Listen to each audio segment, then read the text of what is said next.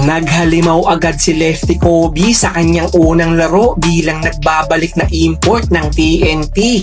Binitbit niya ang tropa sa kanilang unang panalo ngayong komperensya. Siya ay nagtala ng double-double, 32 points at 10 rebounds. At hindi lang yon, dahil sinamahan din niya ang kanyang stat sheet ng 5 assist at nagpakita din siya ng malakas na depensa.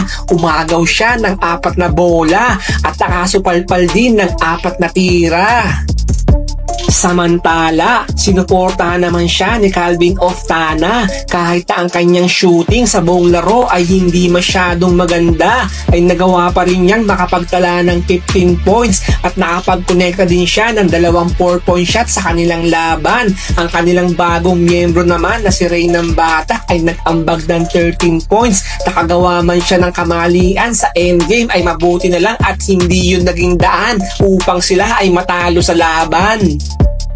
Hindi naman nagpatalo ang bagong salta sa PBA na import ng Northport na si Taylor Jans. Sa kanyang unang laro ay halos makapagtala na ito ng triple-double, 36 points, 16 rebounds at 9 assists ang kanyang ipinamalas sa kanilang opener, habang ang kanilang star player naman na si Arben Tolentino ay gumawa ng 23 points.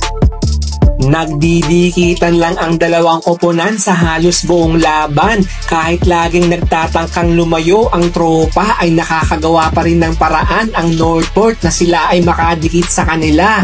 Ang batang pair ay nag-umpisang mainit sa laban at napanalunan ng opening quarter. Ginawa nila yun kahit na si Jans ay wala pang nagagawang puntos doon sa period.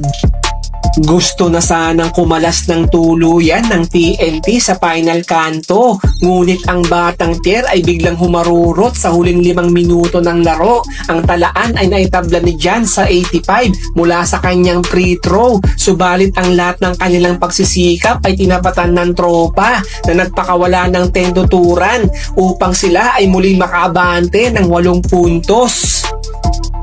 Ngunit si Tolentino ay hindi pa rin sumuko. Siya ay nakabitaw ng 4-point shot para maibaba sa 4 ang distansya ng tropa. 24 na segundo na lang bago matapos ang laban.